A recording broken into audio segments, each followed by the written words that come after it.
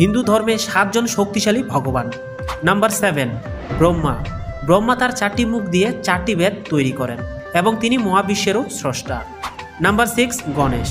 ভগবান গণেশকে সমস্ত দেবদেবীর আগে পূজা করা হয় এবং তিনি সমস্ত ভক্তদের হরণ করেন। নাম্বার 5, হনুমান। হনুমান হল বজরঙ্গ বলির স্বয়ং মহাদেবের অবতার। তিনি অষ্টসিদ্ধি ও নবনিধির দাতা এবং তিনি কখনোই পরাজিত হয় না।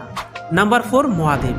ভগবান শিবের নেই কোনো আদি, নেই কোনো অন্ত, তার শক্তি অপরিসীম এবং অসীম।